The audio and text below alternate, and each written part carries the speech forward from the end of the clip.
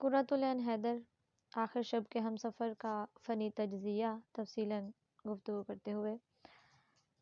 قرۃ العین حیدر کے ناول پڑھتے ہوئے یہ محسوس ہوتا ہے کہ وہ برصغیر پاک و ہند کی مختلف تہذیبوں، معاشروں اور طبقوں سے خاص دلچسپی رکھتی ہیں۔ آخری شب کے ہم سفر میں دور حاضر کی سیاسی اور انقلابی تحریکوں کا تذکرہ کیا گیا ہے۔ اس ناول میں اینگلو انڈین طبقے کو سامنے لایا گیا ہے۔ اس کے ساتھ ساتھ عمرانیات، تاریخ، سیاست، معاشرت اور معیشت جیسے موضوعات بھی زیر بحث آ گئے ہیں۔ اس ناول کے موضوع کے بارے میں مختلف آراء پائی جاتی ہیں۔ نیلم فرزانہ اپنی کتاب اردو ادب کی خواتین ناول نگار میں بنگال میں چلنے والی بائیں بازو کی دشت پسند تحریک 20ویں صدی عیسوی کی تیسری دہائی سے 1947 تک کو آخر شب کے ہم سفر کا موضوع سمجھتی ہیں۔ نیلم فرزانہ اپنی کتاب اردو ادب کی خواتین ناول نگار میں بنگال میں چلنے والی بائیں بازو کی دشت پسند تحریک کو آخری شب کے ہم سفر کا موضوع سمجھتی ہیں، تو اس کے ساتھ ساتھ سرزمین بنگال کی دیو مالائی فضا میں پروان چڑھنے والی بائیں بازو کی دشت پسند تحریک اور اس کا المیاتی انجام اس ناول کا موضوع ہے۔ یہ تحریک انگریزی سامراج کے خلاف 1930 اور 1947 کے درمیان خطے بنگال میں سرگرم عمل رہی۔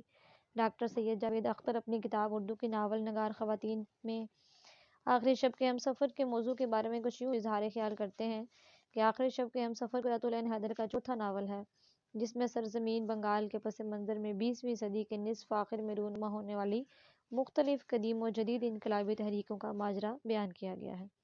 بنگال چونکہ مزاجاً انقلاب پسند رہا ہے اور تحریکوں کے اولین نقوش اور کردار یہیں نمودار ہوئے ہیں، 3 نسلوں پر پھیلی اس المناک داستان میں قرۃ العین حیدر نے ہندوستان کی انقلابی تحریکوں کی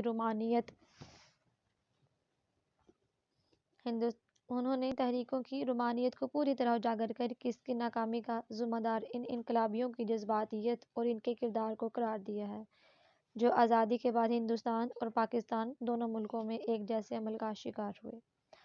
قرۃ العین حیدر اپنے اس ناول کے موضوع کے بارے میں لکھتی ہیں کہ بنگال کی دہشت پسند اور انقلابی تحریک 1942 کا آندولن، مطالبہ پاکستان، تقسیم ہند اور قیام بنگلہ دیش کے تناظر میں لکھے ہوئے اس ناول کا تمام کردار فرضی ہیں۔ نیلم فرزانہ مصنفہ کے اس خیال سے اتفاق کرتی ہیں۔ پروفیسر گلزار محمد اور مصنفہ نیلم فرزانہ کے خیالات کی ہم آہنگی سے نتیجہ نکالتے ہوئے لکھتے ہیں کہ مصنفہ کے اپنے قول اور بعض نقادوں کے نزدیک اس ناول میں بنگال میں چلنے والی دہشت پسند تحریک اور اس کا المیاتی انجام ہے، مگر جب ہم اس ناول کا بغور جائزہ لیتے ہیں تو اس نتیجے پر پہنچتے ہیں کہ اس میں اس دہشت پسند تحریک کا ذکر تو موجود ہے، مگر ناول کا غالب حصہ تو تقسیم ہند کے بعد کا ہے اور کچھ واقعات مغربی زندگی اور اس کی تہذیب و تمدن کے بارے میں ہیں۔ نیز تقسیم کے بعد انقلابیوں اور دہشت پسندوں کی سرگرمیاں مختلف رخ اختیار کر لیتی ہیں، بلکہ اخلاق کے دوہرے معیار قاری کو پریشان کر دیتے ہیں۔ اس سے ثابت ہوتا ہے کہ ناول کا موضوع وہ نہیں ہے جس کا دعویٰ مصنفہ نے خود کیا ہے یا جس کی مدعی نیلم فرزانہ ہے، مگر یہ بھی حقیقت ہے کہ قرۃ العین حیدر کے ناولوں کو کردار یا کسی خاص موضوع پر لکھا گیا ناول سمجھ کر نہیں پڑھا جا سکتا، کیونکہ ان کے ناول اور دوسری افسانوی تحریروں میں ان کے مخصوص زاویہ نظریہ حیثیت کی زیادہ اہمیت ہے۔ ایسی صورت میں ناول کا موضوع وہی ہوگا جو فنکار کا زاویہ ہوگا، لیکن اس زاویہ نظر کو موضوع سمجھ لینے کا مفہوم یہ ہے کہ قرۃ العین حیدر کے علاوہ دوسرے ناول نگاروں کے ناولوں کو بھی فنکار کے زاویہ نظر کے حوالے سے پڑھا جائے، جبکہ ایسا نہیں ہوتا۔ آئیے اب دیکھتے ہیں کہ معروف نقاد شمیم احمد اپنے مقالہ ناول نگاری کا غالب رجحان میں قرۃ العین حیدر کے ناولوں میں تہذیبی طبقوں سے دلچسپی کے بارے میں کیا لکھتے ہیں۔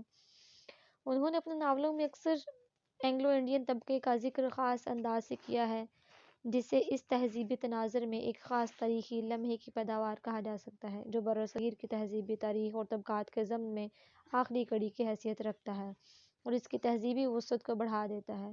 جس طرح آگ کا دریا میں بھگتی تحریک ہندو مسلم تہذیب کے اشتراک کا ایک لمحہ خیال کرتی ہے، آخری شب کے ہم سفر میں انہوں نے اس طبقے کو بنیادی اہمیت دی ہے اور اس کے اہم ترین کرداروں میں ان کا شمار کیا ہے۔ اس طرح ایک طرف انہوں نے اپنے تھیسس کو بھی ہاتھ سے نہیں جانے دیا اور دوسرے بنگال میں چونکہ ان دونوں کی آمیزش کا لمحہ سب سے پہلی بار وجود میں آیا تھا، اس لیے اس کا ذکر ناول میں برمحل تھا۔ اس طرح آخر شب کے ہم سفر کا تناظر جہاں انقلابی تحریکوں کو لیے ہوئے ہیں، وہاں اینگلو انڈین طبقہ اپنی تہذیبی نمائندگی بھی کرتا ہے۔ عبد المغنی کی رائے ملاحظہ فرمائیے۔ برصغیر کے عیسائیوں اور انگریزوں سے قرۃ العین حیدر کا شغف بھی اسی جہت سے ہے کہ وہ غیر منقسم ہندوستان میں ہندوؤں اور مسلمانوں کے ساتھ عیسائیوں کو نہ صرف یہ کہ ایک مشترکہ تہذیب کا تیسرا عنصر سمجھتی ہیں بلکہ جدید بین الاقوامی دور کا مغربی نمائندہ بھی تصور کرتی ہیں۔ یہ صورتحال آگ کا دریا میں جس حد تک پائی جاتی ہے اس سے بہت زیادہ آخری شب کے ہمسفر میں ہو جاتی ہے۔ آخری شب کے ہمسفر بنگال کی تحریک آزادی کے موضوع پر تحریر کیا گیا ہے۔ اس میں وہ لوگ سامنے آتے ہیں جنہیں بنگال پر انگریزی تسلط میں ایک آنکھ نہیں بھاتا۔ قرۃ العین حیدر چونکہ ماضی، تاریخ اور تہذیب سے دلچسپی رکھتی ہیں، اس لیے تاریخی اور تہذیبی مواد ہی ان کے ناولوں کو دوسروں سے منفرد، جاندار اور پرکشش بناتا ہے۔ تاریخ میں انسان کا اپنا گزرا ہوا کل چھپا ہوتا ہے، اس لیے وہ آئینہ ایام میں اپنی ادائیں دیکھ کر حیرت زدہ بھی رہ جاتا ہے اور اس سے کچھ نہ کچھ سبق حاصل بھی کرتا ہے۔ قرۃ العین حیدر ہمارے گزرے ہوئے کل کو مجسم بنا کر ہماری آنکھوں کے سامنے لا کھڑا کرتی ہیں۔ یوں بھی شعر و ادب میں قوموں کے عروج و زوال، ان کے خد و خال اور ان کے کارنامے دیکھے جا سکتے ہیں۔ آخری شب کے ہمسفر کا مطالعہ کرتے ہوئے احساس ہوتا ہے کہ برصغیر کی تقسیم کے محرکات کیا تھے۔ کیا میں پاکستان کی تاریخ اور بنگال کی تاریخ بے نقاب ہو کر سامنے آ جاتی ہے۔ یہی نہیں، برصغیر کے ان لوگوں کے معاشی اور معاشرتی حالات سے بھی آگاہی ہو جاتی ہے جو مفلسی اور ناداری کی چکی میں پس رہے تھے۔ ڈاکٹر انور سدید قرۃ العین حیدر کے ناولوں کے بارے میں لکھتے ہیں کہ قرۃ العین حیدر نے ناول کے ذریعے تاریخ کے باطن میں سفر کیا ہے اور روحانی قدروں کی بازیافت کی۔ ان کے لیے ناول کثیر التعداد اور تینوں زبانوں میں محیط ہے۔ ناول نگار کسی موضوع پر بھی لکھے، وہ تاریخ ہو، عمرانیات ہو، نفسیات ہو، معاشیات ہو، سیاسیات ہو، تہذیب و تمدن ہو، دیکھنا یہ ہوتا ہے کہ وہ بحیثیت ناول نگار کامیاب ہوا ہے یا نہیں۔ نیلم فرزانہ اس ضمن میں اپنی رائے کا اظہار کرتی ہیں کہ اس باب میں دو رائے ہو ہی نہیں سکتی کہ قرۃ العین حیدر کی اصل کامیابی اس بات میں ہے کہ وہ تاریخ کا ماحول یا حقیقی مشاہدے کو اس طرح پیش کرتی ہیں کہ تاریخ کی واقفیت بھی برقرار رہتی ہے اور پورا بیان فکشن کا تاثر بھی قائم رہتا ہے۔ قرۃ العین حیدر کی اپنی زندگی اودھ کے رئیسوں، نوابوں اور اونچے طبقے کے پرتعیش زندگی میں گزری۔ انہوں نے برصغیر کی تقسیم ہوتے دیکھی فسادات اور ہجرت کے سانحات و واقعات کا نظارہ کیا۔ ایک مشترکہ تہذیب کی ٹوٹ پھوٹ نے انسانی زندگی پر کیا اثرات چھوڑے، ان سب کا انہوں نے تاریخ کے تناظر میں مطالعہ کیا۔ آگ کا دریا میں سب کچھ دیکھا جا سکتا ہے۔ ڈاکٹر قمر رئیس اس حوالے سے لکھتے ہیں، ان کے ناولوں میں ماضی اور حال دونوں کا تجربہ یکساں ہوتا ہے۔ ان کے یہاں وقت ایک اکائی ہے اور اس حال کو ماضی کے اثرات و عوامل سے الگ نہیں کرتی۔ آگ کا دریا، آخری شب کے ہمسفر اور گردش رنگ چمن ان تینوں بڑے ناولوں میں ماضی کا سفر حال کو روشن تر بنا دیتا ہے۔ تاریخی شعور انہیں ماضی پرستی سے بچاتا ہے۔ اپنے دوسرے بڑے ناولوں میں انہوں نے سماجی اور تہذیبی خزانوں سے بیش از بیش فائدہ اٹھایا ہے اور اپنے زرخیز تخیل اور بے بہا تخلیقی ذکاوت سے تاریخی حقائق کو زندہ اور متحرک پیکروں میں ڈھال دیا ہے۔ آخری شب کے ہمسفر میں آزادی کی تحریکوں کا منظرنامہ پیش کیا گیا ہے۔ سیاسی فضا ہر سو موجود تھی۔ آزادی کی تحریکیں جنم لے رہی تھیں۔ ہندوستان کے بٹوارے کی باتیں عام تھیں۔ آزادی کے لیے جلسے جلوس ہو رہے تھے۔ ہندو اور مسلمان اپنے اپنے الگ وطن اور ملک حاصل کرنے کے لیے جانی و مالی قربانیاں دے رہے تھے۔ یہ ناول آزادی کی جدوجہد کو اجاگر کرتا ہے۔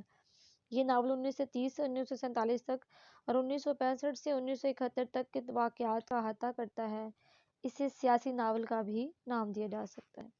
اس ناول میں اس بات سے بھی پردہ اٹھایا گیا ہے کہ تحریک کے وہ کارکن جو اپنے نظریات پر ڈٹے ہوئے تھے اور اپنی جانوں کی پرواہ نہیں کرتے تھے، جب وہ وقت بدلتا ہے تو ان کے نظریات اور وفاداریوں کا رنگ تبدیل ہونے لگتا ہے۔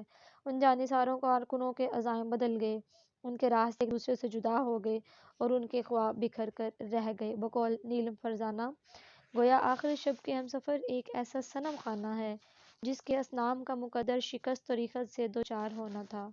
کچھ نے اپنی مرضی سے اپنے چہرے کے خد و خال بدلے اور کچھ ایسی مورتیاں تھیں جن کی شناخت وقت اور حالت کی گہری جبریت کے گہرے سمندر میں گم ہو گئی اور ان کے مشترک خواب ریزہ ریزہ ہو گئے۔